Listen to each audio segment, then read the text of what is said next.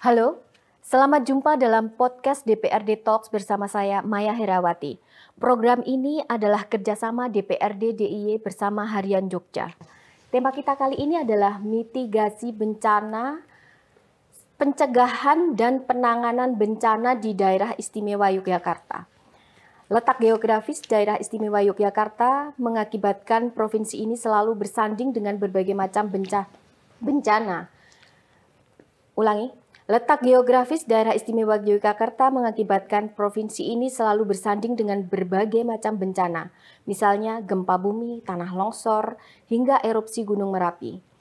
Dalam penanganan bencana, daerah istimewa Yogyakarta telah punya Perda nomor 13 tahun 2015 tentang perubahan atas Perda nomor 8 tahun 2010 tentang penanggulangan bencana di daerah istimewa Yogyakarta. Telah hadir bersama kita 3 narasumber. Yang pertama adalah Ketua Komisi A DPRD DIY Bapak Eko Suwanto. Halo, apa kabar Pak? Baik, alhamdulillah. Baik ya Pak. Kemudian narasumber kedua kita adalah Kepala Pelaksana BPBD DIY Pak Novia Rahmat. Halo Pak, apa kabar? Baik, Assalamualaikum warahmatullahi wabarakatuh. Salam tangguh, salam siaga, siap untuk selamat. Baik. Narasumber ketiga kita adalah Kepala Pusat Studi Bencana periode 2022-2025 Universitas Gadjah Mada, Bapak Muhammad Anggri Setiawan. Halo Pak, Halo. apa kabar? Alhamdulillah, baik. Baik. Untuk membahas soal penanganan dan penanggulangan bencana, mungkin saya ke Pak Noviar dulu ya. Jadi dalam implementasi Perda yang sudah ada sekarang ini, gambaran secara umum penanganan dan penanggulangan bencana di daerah istimewa Yogyakarta saat ini bagaimana Pak? Silakan Pak. Jadi sebelumnya gini Mbak Maya, terkait dengan kebencanaan ini DIY itu, karena tadi juga dari prolog dari presenter juga sudah menyampaikan, kita memiliki 12 jenis bencana dari 14 jenis bencana yang diatur dalam Undang-Undang 24/2027. Dan ketika kita memiliki bencana yang cukup banyak ini, tentu saja potensi kejadian itu akan ada setiap tahunnya. Sehingga Pemda DIY bersama DPRD sudah membentuk Perda nomor 8 tahun 2010, kemudian dirubah dengan Perda nomor 13 tahun 2015. Nah, di dalam peraturan daerah itu mengatur bahwa ketika terjadi bencana ada 3 tahapan yang harus dilalui. Yang pertama terkait dengan ada prabencana, kemudian pada saat bencana, kemudian pada saat pemulihan atau rehab rekon. Dan ketika ada bencana pun ada 3 kategori, yaitu levelnya adalah siaga darurat, kemudian tanggap darurat, yang ketiga adalah pemulihan kedaruratan. Jadi ketiga hal itu kita lalui. Nah, dalam pelaksanaannya kita pernah kejadian 2006, itu gempa Bantul. Pada waktu itu Perda ini belum ada, BPBD juga belum ada. Kemudian tahun 2010 juga terjadi erupsi Merapi. Dan 2017 kita juga pernah dilanda siklon Cempaka yang cukup besar, dan ada bencana-bencana yang kategorinya lebih kecil. Dan perlu dipahami bahwa masalah bencana ini adalah urusan bersama. Makanya kita pada hari ini sebagian daripada kebersamaan di dalam menangani bencana ini, tentu saja pada saat kita melaksanakan mitigasi bencana atau melaksanakan pencegahan, itu adalah bagian yang harus diperhatikan. Karena apa? Kita pernah ikut Indonesia itu tergabung dalam konferensi Sendai Framework, yaitu tahun 2015, bahwa lebih mengutamakan pencegahan terhadap bencana daripada kita melakukan penanganan. Nah, kita sebetulnya di dalam Sendai Framework itu sudah ada kesepakatan negara-negara bahwa tahun 2030 semuanya harus bisa mendeklar bahwa Indonesia tangguh bencana. Baik. Nah, ini yang kita implementasikan di DIY, dan terkait dengan Perda ini, karena ini sudah lama dan peraturan perundang-undangan di tingkat pusat pun sudah mulai berubah, dan juga kondisi kita di DIY ada misalnya bencana hidrometeorologi, bencana geologi, dan jenis-jenis bencana lainnya yang belum terakomodir dalam Perda, perlu kita lakukan penyesuaian. Sehingga konsepnya nanti adalah bukan melakukan perubahan perda, tetapi adalah mengingat banyaknya perubahan yang harus dilakukan, sehingga nanti akan ada perda baru yang mungkin judulnya sama, tapi adalah terkait dengan penanggulangan bencana. Nah, ini adalah inisiatif dari Komisi A DPRD Pak Eko untuk bisa menggolkan bagaimana perda ini nanti jadi pembahasan di tahun 2026. Mungkin itu sementara dulu, Mbak. Baik, kita ke Pak Eko. Tadi sudah dipaparkan oleh Pak Noviar, kita butuh perda baru. Sebelum itu Pak, sebenarnya gambaran umum mitigasi dan penanganan bencana di daerah istimewa itu di daerah istimewa Yogyakarta bagaimana dan kenapa sampai ada butuh perda baru? Oke, matur nuwun. Jadi secara sederhana begini, kita ini hidup di Jogja, di tengah keindahan pantainya, keindahan Gunung Merapi, enaknya kuliner dan seterusnya. Tetapi ada berbagai potensi bencana yang ada di Jogja. Di utara kita ada Merapi, di selatan ada potensi megatrust, ya, potensi tumbukan dua lempeng yang itu bisa berakibat pada tsunami, gempa bumi maupun Gunung Merapi itu sendiri. Kemudian di tengah, di bawah ini ada sesar gempa.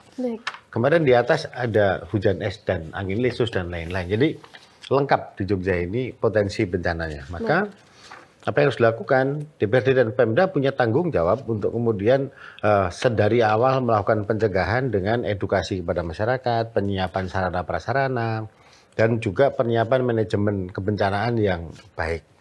Maka di rencana tata ruang kita pun juga harus dengan pendekatan mitigasi bencana. Karena memang kita pernah menghadapi situasi ya, di tahun 2006, ini udah 19 tahun ya, itu ada 6.000 orang yang meninggal. COVID juga kurang lebih 6.000 orang meninggal. Merapi ratusan orang meninggal. Jadi ini situasi yang ada sehingga memang memerlukan satu payung yang mempercepat Pemda untuk bekerja. Dan itu adalah dengan perubahan perda. Jadi sebetulnya perubahan perda ini karena situasi saja. Jadi sebetulnya tidak ada sesuatu yang baru sama sekali juga tidak. Tapi intinya adalah bagaimana Pemda tanggung jawab untuk melindungi masyarakat dari berbagai potensi bencana yang ada. Baik. Kita ke Pak Anggri ya, saya panggilnya. Pak Anggri, secara umum bagaimana pelaksanaan mitigasi bencana di DIY? Lalu kemudian kalau dikaitkan dengan adanya perda yang sudah diperbarui pada tahun 2015, apakah perda itu cukup untuk penanganan bencana ini cepat atau lebih tanggap? Ya, terima kasih. Jadi tentunya peraturan daerah itu pasti bersumber dari peraturan yang disusun di pemerintah pusat, ya, di nasional. Dalam hal ini kewenangan utama itu ada di Badan Nasional Penanggulangan Bencana. BNPB di sini memetakan, ya, mengidentifikasi dan memetakan seluruh Indonesia ini, dan khusus di wilayah Jogja seperti yang disampaikan Pak Noviar tadi ada 12 tipologi bencana yang memang betul disampaikan Pak Eko tadi bahwa di satu sisi memang ada potensi, di sisi lain artinya potensi pemanfaatan ya untuk keseharian, tapi di sisi lain ada ancaman bencana. Nah, bagaimana kemudian pemerintah daerah istimewa Yogyakarta ini ya bisa menginisiasi sebuah langkah yang tentunya bisa bersinergi ya di semua lini, semua pihak, antara pemanfaatan dan antisipasi bencana ini menjadi sebuah roda di dalam mengelola atau membangun Provinsi Jogja ini. Jadi bukan menjadi satu yang terpisah, ya, menjadi satu yang utuh. Karena kalau kita hanya orientasinya pada bagaimana pembangunan ekonomi di Jogja ini bisa maju, bisa berkelanjutan, tetapi di sisi lain kita memiliki sudut pandang bahwa kebencanaan ini hanya terjadi di wilayah-wilayah tertentu atau di waktu-waktu tertentu dan akhirnya menjadi sesuatu yang terpisah. Nah, ini jangan sampai. Nah, seperti yang dikatakan Pak Noviar, kami sepakat dari sisi teoritis ya bahwa ini harus dikerjakan secara utuh ya. Ada payung, yang payung ini bisa mengkombinasikan semua unsur tadi. Mungkin itu dulu, Mbak. Baik. Tadi kita ke Pak Noviar. Kita masih akan membahas tentang pentingnya menambah regulasi agar kalau disampaikan oleh Pak Eko mempercepat penanganan bencana di DIY.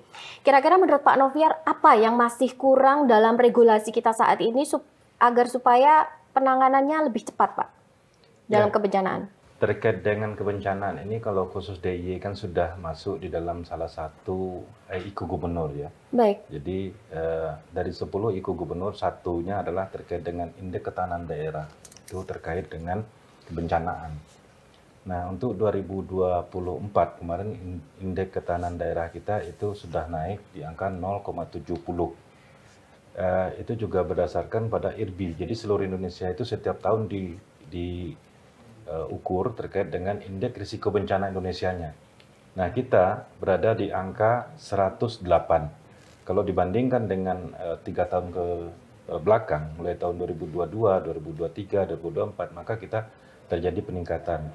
2022 kita di angka 126, kemudian di tahun 2023 kita di angka 119, dan di tahun 2024 kita di angka 108. Nah, ini yang menurut kami, karena dalam mengukur terkait dengan ketahanan daerah atau mengukur bagaimana kesiapan masyarakat DIY dalam menghadapi bencana, yang walaupun memang di dalam RPJMD kita semuanya sudah terintegrasi masalah kebencanaan dalam dokumen-dokumennya. Dan dokumen-dokumennya kita memang sudah memiliki dokumen yang cukup banyak, mulai dari peraturan daerah yang kita sudah memiliki, kemudian peraturan gubernur, ada 4 peraturan gubernur kita terkait dengan rencana kontingensi. Ada rencana kontingensi Merapi, rencon terkait dengan gempa, rencon terkait dengan banjir bandang, rencon terkait dengan siklon tropis yang baru-baru ini baru selesai kita sudah buat. Nah, namun di sisi lain di dalam perda yang ada tentu saja harus mengikuti ini semua, karena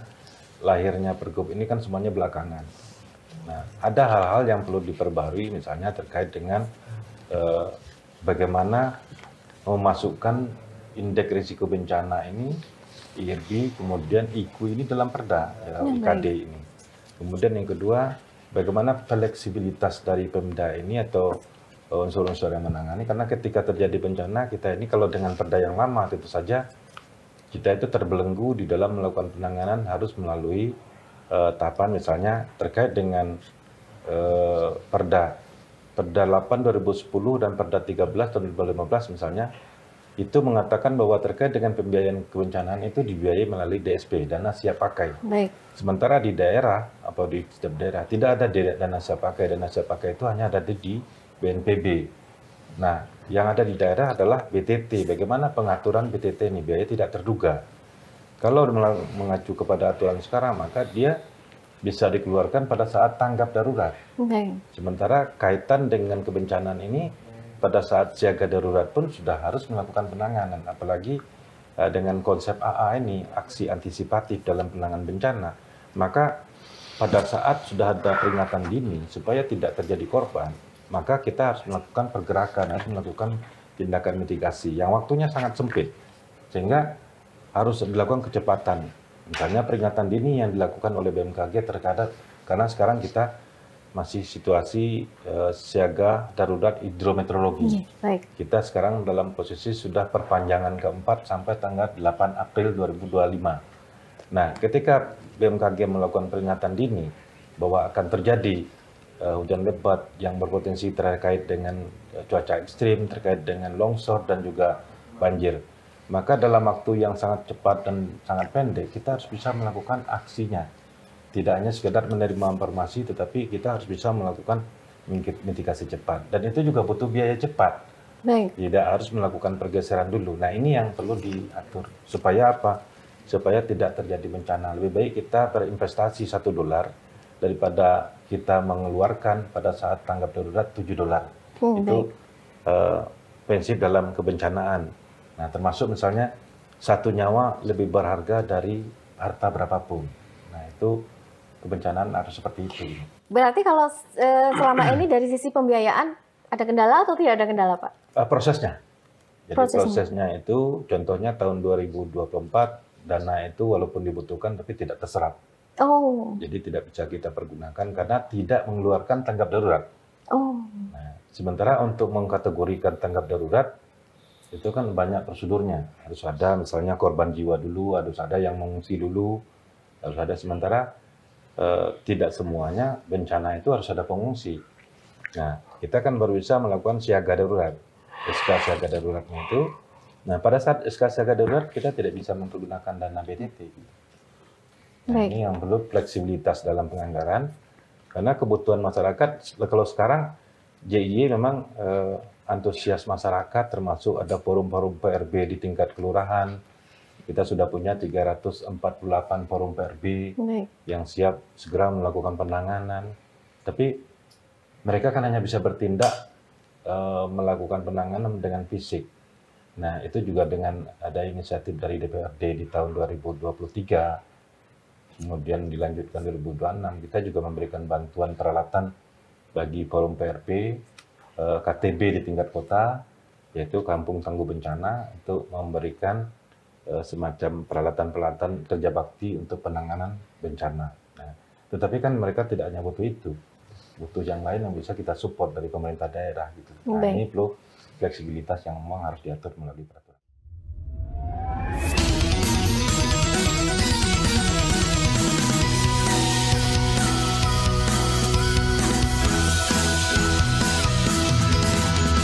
Indonesia tercipta dengan dua musim berbeda.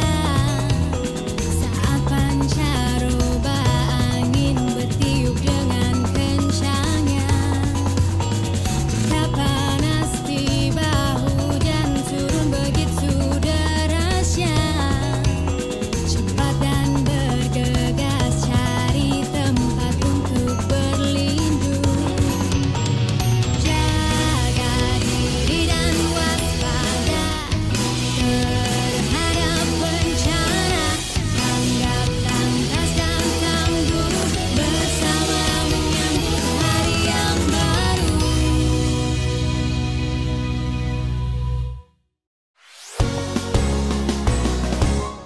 Hey, hey, hey Indonesia, siapkan diri kita. Saatnya menerapkan budaya sadar bencana. Mulai dari diri, keluarga dan komunitas, agar lebih siap menghadapi bencana dan tak ada lagi korban jiwa. Kenali bahayanya, kurangi risikonya, selalu siaga hadapi bencana. Kenali bahayanya, kurangi risikonya, dengan mitigasi, tanggap evakuasi. Kita sadar bencana, kita siap untuk selamat. Kita tangguh hadapi bencana.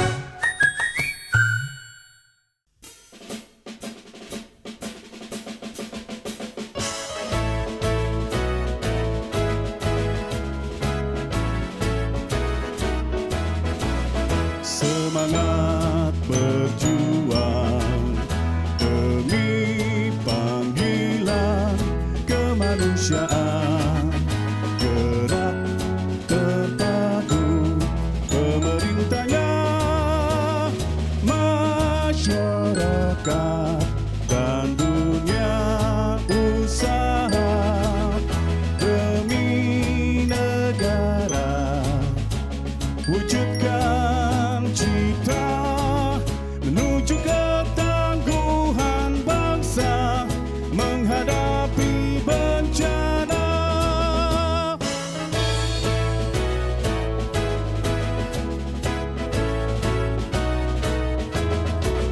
Semangat berjuang demi panggilan kemanusiaan, gerak terpadu pemerintahnya, masyarakat dan dunia usaha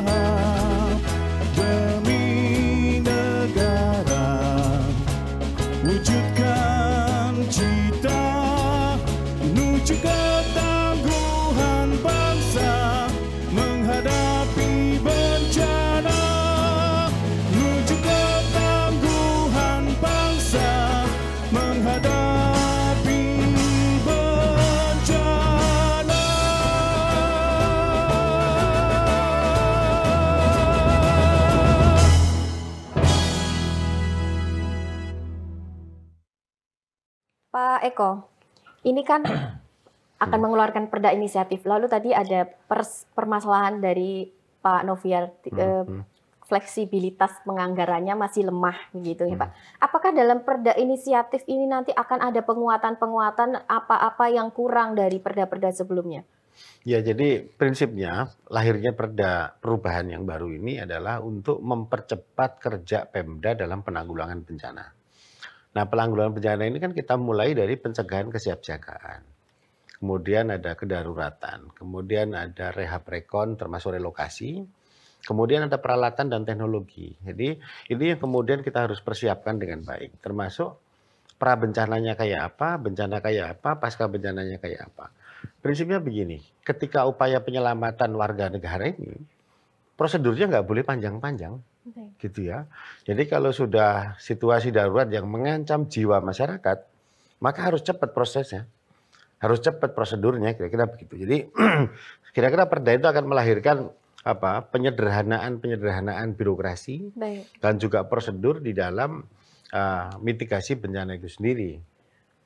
Nah, oleh karena itu maka kami harap pada Pemda dalam hal ini BPBD memang mempersiapkan sekaligus pergub-pergubnya. Jadi nanti ketika perda ini selesai, pergubnya juga ikut selesai. Jadi langsung bisa operasional. Kira-kira begitu. Karena memang kita tahu hari ini ada hidrometeorologi, tambah satu lagi darurat Merapi. Baik. Merapi kan juga masih siaga darurat sampai sekarang, ya. Nah, ini yang saya kira penting untuk kemudian kita pikirkan bagaimana edukasi kepada masyarakat. Harapan kita masyarakat yang berbasis keluarga ini bisa tangguh menghadapi potensi bencana, karena yang bisa menyelamatkan kita dalam bencana itu nomor satu itu diri sendiri dan orang terdekat.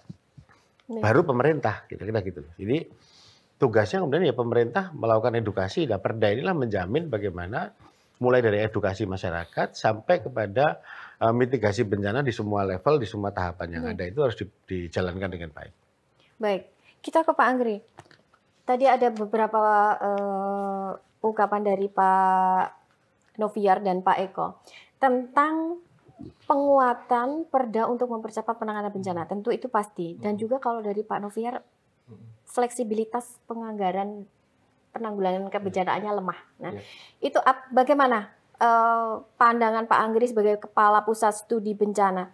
Jadi gambarannya apakah selama ini penanganan bencana di DIY itu memang masih ada sedikit ganjalan-ganjalan sehingga penanganannya kurang maksimal baik dalam regulasi maupun implementasi pendanaan? Iya, begini Mbak, kita melihat secara objektif ya di dalam peraturan tentunya di sana ada kaidah dan tentunya sudah diatur sedemikian rupa sehingga semua hal bisa tercakup. Namun peraturan-peraturan ini ya, dikembalikan di ranah sudut pandang ilmiah ya, dalam sisi kajian ini menjadi sangat vital ketika peraturan-peraturan daerah ini juga disokong oleh dokumen-dokumen kajian yang memang bisa mendasari ketika peraturan ini akan diimplementasi ya.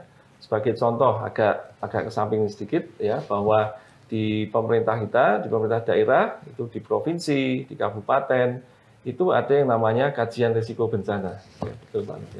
Kajian risiko bencana, ada dokumen rencana penanggulangan bencana ya. Bahkan ada yang sekarang itu rencana penanggulangan kedaruratan bencana. Terus kemudian ada tadi yang disampaikan Pak Noviar, ada Renkon, rencana kontingensi. Nah, ini adalah dokumen yang sebetulnya sudah cukup lengkap kita miliki, tetapi kemudian bagaimana dokumen ini, ya, dokumen kajian yang dilakukan oleh pemerintah daerah menjadi dokumen yang hidup. Nah, hidup ini dalam artian ya masih dalam konteks peraturan tadi itu Mbak. Agar antar SKPD ataupun OPD ini bisa saling berkoordinasi di dalam fungsi ya, tugas dan fungsi masing-masing dengan sumber daya yang dimiliki. Nah, sehingga nanti dari BPBD misalkan ini dengan dokumen rencana RPB ya, di RPB ini bisa dilihat siapa punya sumber daya apa. Dalam konteks satu bencana ini bagaimana resource ini bisa digerakkan nantinya. Nah, ini tentunya butuh satu proses yang kontinu, bukan hanya bagaimana dana ini cair ketika tanggap darurat ya. Tetapi ketika sebelum atau pra bencana ini juga hidup prosesnya, ya. Sehingga ketika semua ini bisa saling bersinergi di dalam memetakan ya unsur-unsur yang ada di setiap OPD ini untuk menyokong kegiatan pengurangan risiko bencana, maka ketika terjadi bencana semua juga bisa ikut bergerak ke sana. Nah itu satu. Terus yang kedua adalah peraturan daerah ini nanti juga harus bisa mewadahi apa yang disebut sebagai tanggap darurat, ya, definisi dari atau batasan dari tanggap darurat dari masing-masing tipologi bencana. Merapi kita sudah punya levelnya nih Pak. Nah, bagaimana dengan banjir misalkan? Bagaimana dengan yang baru saja kemarin terjadi ada cuaca ekstrim, ya? Ini ambang batas tanggap darurat seperti apa? Ya, tadi Pak Novian melaporkan ada beberapa kendaraan yang penyok, ya, rumah yang butuh perbaikan. Nah, ini kan level-level lokal ya. Tetapi itu benar-benar dirasakan masyarakat. Belum nanti urusan longsor di beberapa titik di wilayah di Kulon Progo ataupun di Gunung Kidul. Nah, ini tanggap darurat yang kemudian secara objektif bahwa ketika ada unsur-unsur yang kemudian ini bisa masuk dalam koridor tanggap darurat ini, maka dana ini bisa cair. Nah, ini yang perlu kajian khusus di sana, Mbak. Baik. Mungkin itu tuh. Satu lagi Pak. Jadi kalau menurut Pak Anggri ini, bagaimana sejauh ini masyarakat itu menyerap regulasi yang sudah ada tentang pengurangan risiko bencana, sehingga mereka memahami apa itu tanggap darurat? Bagaimana? Iya, pertanyaan yang bagus, Mbak. Jadi istilahnya itu risk communication, ya. Bagaimana kita mengartikulasikan ya kajian-kajian tadi itu ke masyarakat. Nah, betul yang disampaikan Pak Eko tadi bahwa pada akhirnya keluarga ini yang akan menjadi elemen at risk, ya. Jadi satu unsur yang nantinya akan menerima risiko tersebut. Nah, hierarki antara pemerintah ke provinsi, kabupaten, kecamatan, ke desa, ya, kelurahan, sampai dengan kampung dan rumah, ya. Ini bagaimana bisa membuat satu benang merah. Ya, bagaimana benang merah? Ini harus dievaluasi, ya, bersama-sama dilihat, ya, apakah memang sudah efektif, ya. Salah satunya ya acara seperti ini menjadi sebuah edukasi bagi masyarakat, ya. Tetapi kemudian tidak hanya menjadi pengetahuan, tetapi aksinya, ya, aksinya siapa berbuat apa di rumah, di level rumah ini juga harus betul-betul menguasai teori-teori itu. Walaupun memang sekarang sekolah-sekolah, ya, contoh Pak Nurdian ada program SPAP, ya, SPAP. Nah ini Satuan Pendidikan Aman Bencana. Ini sudah menyentuh dari sekolah nanti menyentuh ke rumah-rumah, karena anak-anak ini diharapkan menjadi agent of change, ya, bagi rumah tangga masing-masing, ya, walaupun mereka masih di bawah menjadi posisinya anak, ya, tetapi dengan demikian, ya, ini mulai menyentuh ke level sana. Nah, bagaimana efektivitasnya? Nah, ini mari bersama kita evaluasi, ya, karena tentunya dengan keistimewaan di Jogja, saya rasa itu kok menjadi satu poin yang penting, ya, bahwa kebencanaan ini menjadi bagian dari budaya masyarakat. Nah, ini catatan yang penting sih. Baik, kita ke Pak Novian. Jadi tadi ada risk communication, artinya bagaimana semua stakeholder mengkomunikasikan tanggap bencana kepada masyarakat. Nah, ini BPBD DIY punya program apa saja ini Pak mengenai risk communication ini? Ya, yang pertama gini, saya punya cita-cita sebetulnya yang ingin saya wujudkan, yang sekarang sedang berproses terkait dengan ada regulasi yang nanti akan diakomodir juga di dalam peraturan daerahnya, yaitu adanya hotel tangguh bencana. Nah, ini kemarin kita sudah melakukan simulasi di 4 hotel sebagai uji coba dan ternyata respon dari pihak perhotelan cukup tinggi. Yang kedua, misalnya kita sudah melihat di setiap rumah sakit itu ada satgas-satgas kebencanaan. Kemudian juga ada di sekolah. Jadi Pak Anggi juga menyampaikan kita mempunyai 333 satuan pendidikan aman bencana yang sudah mendeklar. dari 2.903 ini. Jadi masih banyak PR untuk mencapai target tersebut. Dan belum lagi kita juga punya destinasi wisata yang di DIY cukup banyak. Nah, makanya kita juga akan membuat program bagaimana destinasi wisata yang juga tangguh bencana. Sehingga ada satgas-satgas kebencanaan di setiap level nanti akan menyebar. Di Keraton kemarin juga sudah mendeklar dan sudah di SK-kan oleh Ngaso Dalem, yaitu Sultan Hamengkubuwono ke-10, namanya Drang Lahono dan Lan Bancono. Itu adalah satgas di keraton yang menangani kebakaran dan kebencanaan yang dibentuk khusus. Nah, ini akan ditularkan ke seluruhnya. Misalnya di OPD ada satgas kebencanaan yang memang harus mulai dari melakukan sosialisasi sampai kepada membangun bagaimana terkait dengan evaluasi di setiap level gitu. Kalau di kelurahan kita sudah ada kelurahan tangguh bencana, walaupun memang ini kita juga sedang menyusun pergubnya, kita belum bisa memetakan sampai hari ini ada destana yang level utama, level madya, level pratama, ini juga belum kita petakan karena selama ini hanya dibentuk selesai gitu. Ya, itu perlu dilakukan ke depannya karena BPD tidak bisa melakukan sendiri. Dia harus bekerja sama, makanya ke depannya setiapnya misalnya DPRD, atau ada satgas kebencanaan di DPRD, ada satgas kebencanaan di OPD, ada satgas kebencanaan di setiap level. Dan setiap misalnya ada tanda-tanda jalur evakuasi, ada tanda-tanda di ini. Nah, sekarang tahun kemarin kita baru menyelesaikan konsep DRMP, Disaster Risk Management Plan, dan nanti akan diteruskan oleh Pak Angri ya, yaitu di tahun ini untuk mendetailkan ada 144 destinasi di sepanjang Sumbu Filosofi itu terkait dengan DRMP-nya, Disaster Risk Management Plan. Nah, ini juga akan diselesaikan supaya nanti apa? Setiap tempat itu tahu. Nah, ada satu hal yang memang di dalam ketentuan peraturan perundangan terkait dengan kebakaran tidak merupakan bagian dari bencana, tetapi itu adalah angka yang tertinggi di Jogja. Jadi kita di tahun 2024 itu terjadi 1.300 lebih kebencanaan. Tetapi separuhnya atau 50% itu terkait dengan kebakaran. Nah, tetapi dalam peraturan perundang-undangan kebakaran tidak masuk dalam bencana. Nah, tapi masuknya adalah kejadian. Nah, ini yang perlu kita detailkan lagi nanti di dalam peraturan daerah. Walaupun di tingkat provinsi kebakaran dan bencana menjadi satu, menjadi tupoksinya BPBD. Baik. Ya, itu dulu sementara Pak. Baik.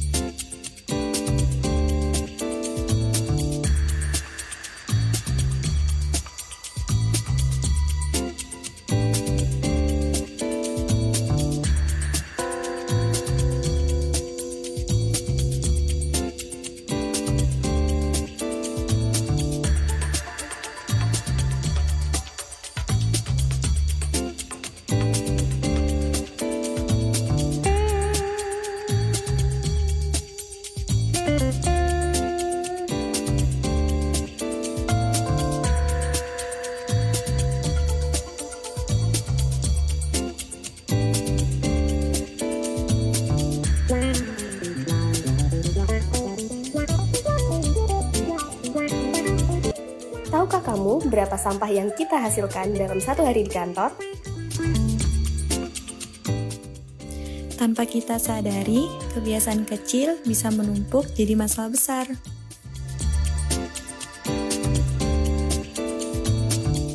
Saatnya berubah mulai dari hal kecil yuk.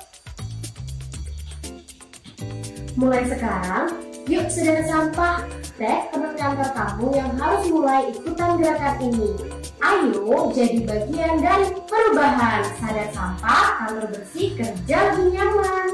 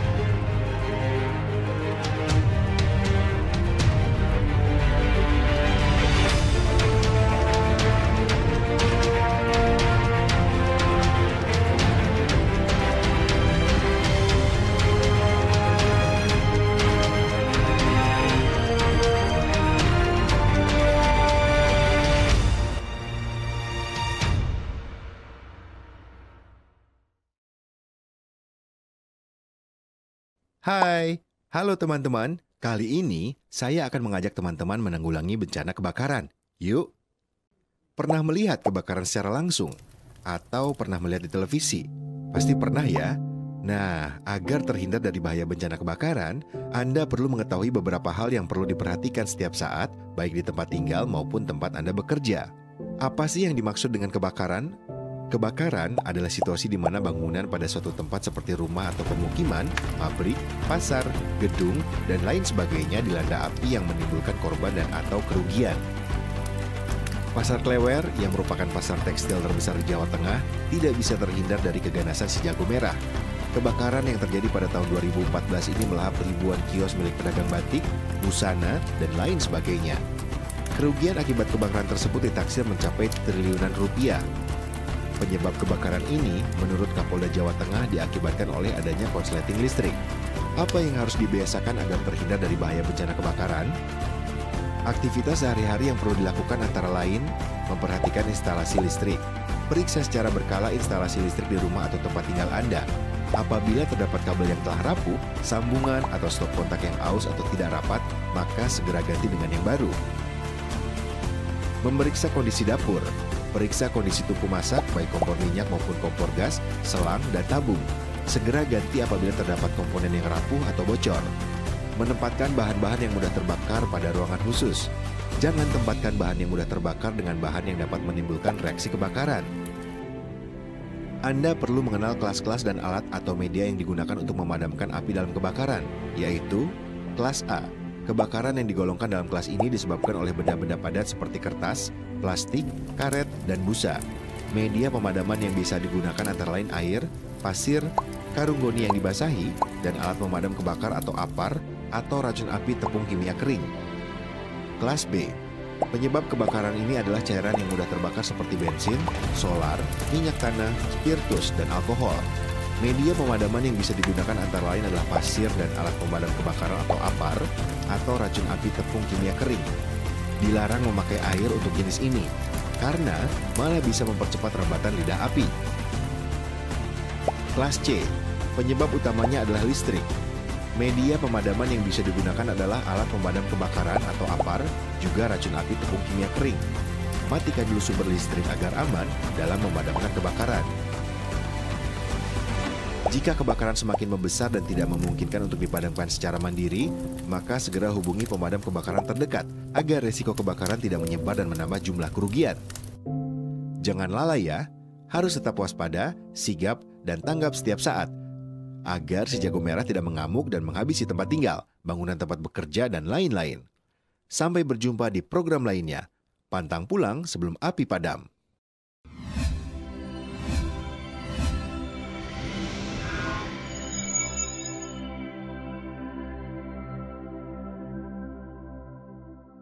Kita ke Pak Eko. Tadi kita bicara soal bagaimana kesiapan masyarakat dan risk communication dari Pemda DIY untuk pencegahan risiko bencana. Bagaimana pandangan DPRD DIY mengenai hal ini dan apa ada kegiatan khusus yang dilakukan oleh DPRD DIY untuk terlibat dalam risk management ini? Ya, jadi gini, DPRD itu punya 3 fungsi. Pertama, fungsi pembentukan Perda-Perdais di Jogja ya. Kemudian penganggaran, yang ketiga pengawasan. Inisiatif perubahan perda ini peran DPRD yang paling besar. Karena dengan perda ini Pemda bisa mengerjakan sesuatu dibiayai APBD dan menggerakkan potensi yang lain.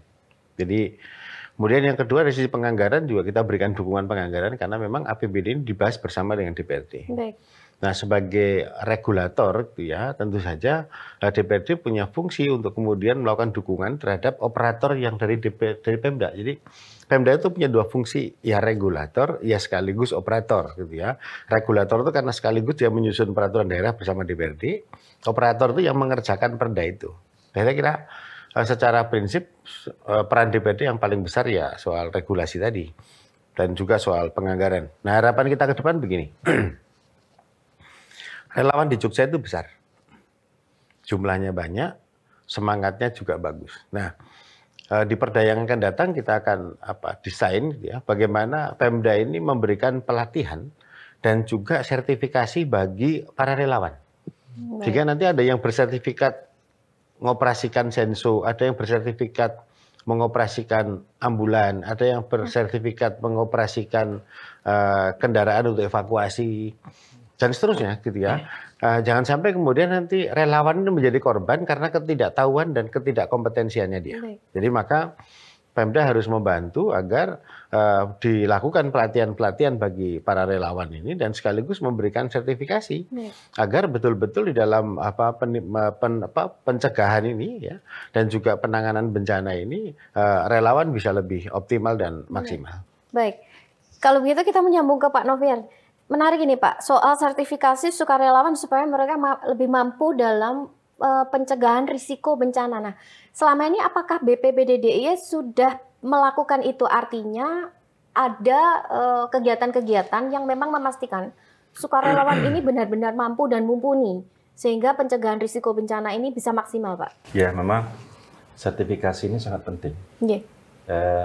Sertifikat ini baru diberikan selama ini kepada petugas yang ada di tingkat pemerintah. Misalnya kami DRC, ada Pusdalop, itu baru ada sertifikasinya yang dikeluarkan oleh pemerintah pusat. Tetapi untuk yang relawan ini kan perlu ada payung hukumnya. Karena kejadian di Merapi tidak sedikit, 2010 ya, relawan yang berniat untuk menolong, tetapi ikut kena wedus gembel.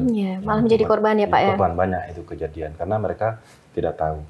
Sehingga ini penting dilakukan supaya ketika relawan, karena jumlahnya cukup banyak dan itu jumlahnya ribuan di Jogja ini, dan kalau menurut data yang ada di tingkat pusat bahwa relawan terbanyak se-Indonesia itu ada di Jogja. Nah, itu perlu ada sertifikasi, ada pelatihan. Betul kata Pak Eko tadi bahwa kita membutuhkan itu. Karena relawan dia tidak butuh biaya untuk mereka, tetapi karena rasa turun rasa kemanusiaan, empati mereka, tetapi perlu dibarengin dengan keterampilan. Nah, ini yang karena ini harus bersama-sama kita. Nah, ini yang perlu menurut kami juga harus dituangkan dalam regulasinya. Kemudian nanti siapa nanti yang akan mengeluarkan sertifikasinya. Nah, perlu ada aturan itu supaya nanti di tingkat Pemda nanti gontok-gontokan ini harus dari sini gitu, sehingga diperjelas gitu. Karena di tahun ini juga Jogja ditunjuk sebagai tuan rumah untuk terkait dengan bagaimana ISO, ya, sertifikat ISO 292. Bulan Juli nanti akan ada pertemuan 74 negara, yaitu terkait dengan ISO, dan itu yang membiayai dari pusat. Jadi teman Jogja ketunjukan lokasi dan juga tentu saja kita sebagai panitia juga. Nah, itu menunjukkan bahwa DIY ini akan dicontoh oleh negara luar, bukan hanya lagi Indonesia, tapi adalah negara luar, tetapi terkait dengan sertifikat ISO. Ya, ISO-nya kemarin kita akan fokus kepada EWS yang kita tanam di Merapi. Karena di Merapi kita banyak sekali pasang EWS itu, baik yang oleh BPBD, oleh Teknik Sipil UGM juga punya Pak yang di situ. Kemudian juga ada yang dari BPPTG, ada juga yang dari BWSO. Untuk sebenarnya misalnya ada banjir lahar di Merapi atau terkait dengan ini langsung ada peringatan. Nah, termasuk di daerah selatan kita punya EWS terkait dengan tsunami. Kemudian di sepanjang kota itu kita punya EWS kaitannya dengan banjir. Jadi kalau misalnya di Kali Code itu sudah naik volume air sampai debit tertentu, sirine akan berbunyi masyarakat untuk melakukan evakuasi di sepanjang sungai gitu. Nah, itu akan dicontoh oleh negara lain gitu. Ini kita lakukan. Sehingga itu betul Pak Eko bahwa sertifikasi relawan, kemudian juga termasuk peralatannya. Jadi kemarin kami juga sudah memberikan sedikit bantuan kepada relawan itu, tapi ya tidak hanya bentuk ini ya Pak. Tadi kemarin ada jas hujan sama sepatu bot. Nah. Hanya untuk sebagian, belum banyak. Ya. Sehingga kebutuhan kita cukup tinggi. Nah, ini yang perlu ke depan kita lakukan supaya kita tuh menjadi provinsi yang harapannya 2030 bisa mendeklar pertama kali provinsi aman bencana gitu. Karena belum ada satupun ya Pak Angri ya? Belum ada. Karena kalau sesuai dengan amanat dari Sendai Framework 2030 malah level negara ya Pak? Negara yang harus mendeklar bahwa kita aman bencana gitu. Maka kalau bisa kita mempelopori 2030 kita bisa mencanangkan, entah mendeklar DIY aman bencana. Baik, semoga ya Pak ya. Ya kita atas kerja bersama. Iya, betul. Kita sampai pada segmen akhir, yaitu saran dan kesimpulan. Dari Pak Eka dulu. Monggo Pak, sarannya untuk Pemda DIY agar penanganan bencana lebih baik lagi. Ya, sarannya satu saja, semua pihak, Pemda, masyarakat sadar bahwa di Jogja ada potensi bencana itu saja. Baik. Sekarang kalau untuk Pak Noviar agak lain nih, harapannya apa ini Pak untuk penanganan bencana di DIY ini? Yang pertama adalah masyarakat sebagaimana tagline-nya BPBD ya. Salam tangguh, salam siaga, siap untuk selamat. Ya, jadi masyarakat itu harus bisa menyelamatkan diri sendiri karena survei mengatakan bahwa 30% dari korban bencana menyelamatkan karena diri sendiri. Baik. Kemudian baru yang peran pemerintah itu hanya 10% untuk penyelamatan. Sehingga setiap hari, terutama pada saat kondisi cuaca yang sekarang ini, yaitu dalam situasi siaga darurat hidrometeorologi, masyarakat harus sering-sering melihat terkait dengan info cuaca dari BMKG. Minggu depan kita sudah masuk libur panjang, yaitu mudik. Banyak wisatawan yang rencananya akan berkunjung di Jogja. Kita termasuk tempat besar tujuan mudik, sehingga kita masih dihadapkan dengan kondisi hidrometeorologi. Maka minta saya kepada wisatawan, para pemudik, kita tidak menolak, tapi setiap hari agar memperhatikan info cuaca yang dikeluarkan oleh BMKG, kemudian selalu waspada dan untuk memperhatikan keselamatan masing-masing. Baik, sekarang untuk Pak Anggri, kalau yang ini mohon saran, masukan, pengurangan risiko bencana yang telah dilakukan Pemda DIY dan masukan untuk masyarakat terkait dengan penanggulangan bencana. Iya, dari kami bahwa Yogyakarta ini sangat kuat di tradisinya, ya, maka kearifan lokal di dalam manajemen bencana dari leluhur kita ini juga harus diuri-uri, ya, diangkat lagi. Bisa jadi bahwa di sana ada pengetahuan yang terputus. Nah, ini mulai diangkat lagi. Tapi di sisi lain, yang kedua adalah data dan informasi. Bahwa data dan informasi ini menjadi sebuah dasar ya di dalam pengambilan setiap keputusan di sekian level yang ada di masyarakat kita, sehingga semuanya bisa objektif, ya, tidak saling menunggu dan bisa bersinergi. Begini saja. Baik, terima kasih telah hadir di studio para narasumber. Demikian podcast DPRD Talks kita hari ini. Sampai jumpa di lain kesempatan. Salam.